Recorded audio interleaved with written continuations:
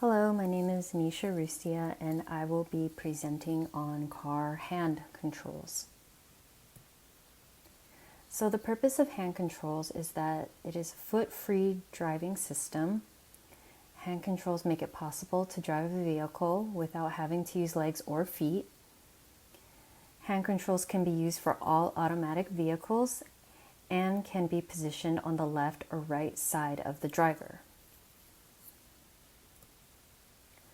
So there are different types of hand controls, but specifically for this presentation, I will be talking about the push-pull accelerator brake devices.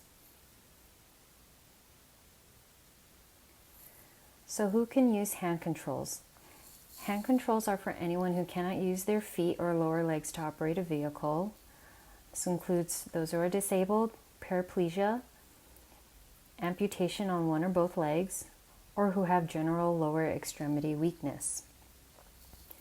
As shown in the picture, the device itself can attach and latch on the steering wheel.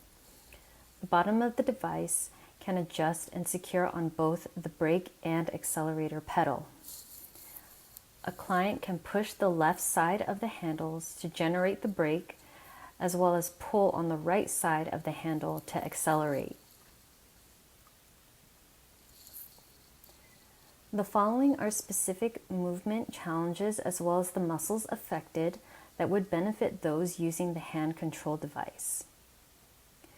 Movements such as plantar flexion, which is the act of bending the foot to point the toes towards the ground.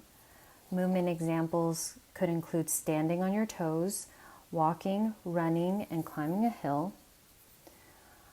Another movement challenge would be dorsiflexion. So the act of bending the foot to point the toes towards the shin.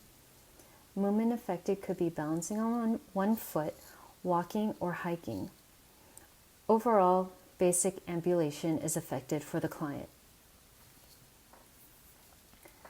Continuing with movement as well as muscles that are affected would be foot inversion, which is the act of rotating the sole of the foot inward toward the midline of the body, as well as foot eversion, which is the act of rotating the sole of the foot outward away from the midline of the body. More movements include knee medial rotation, which is the act of rotating the lower leg slightly inward toward the midline of the body.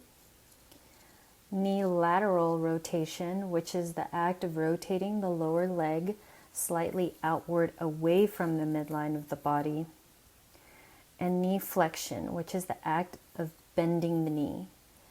Activities affected could include climbing down the stairs or bending over to tie your shoe.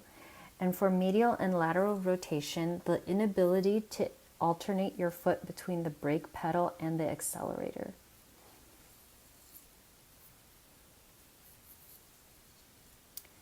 And lastly, hip flexion, which is the act of moving the thigh anteriorly toward the abdomen, can also be another challenge for a client who would also benefit from using hand controls.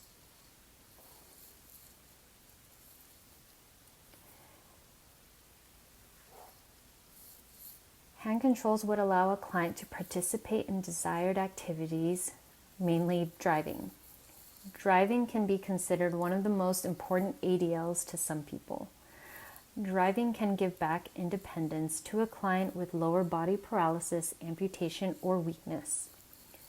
People can take on driving for themselves and not have to rely on other people to take them places. Driving is freedom. Clients can resume activities outside the home and can feel free to go places they need to be.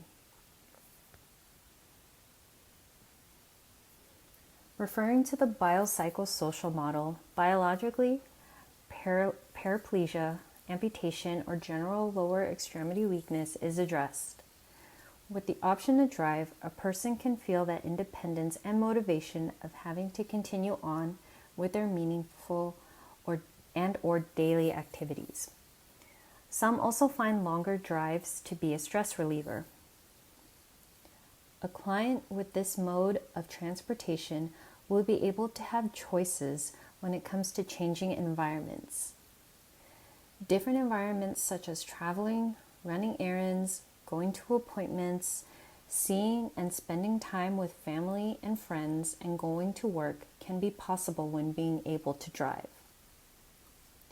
With the freedom to come and go as one pleases, overall mental health in regards to the biopsychosocial model can be achieved.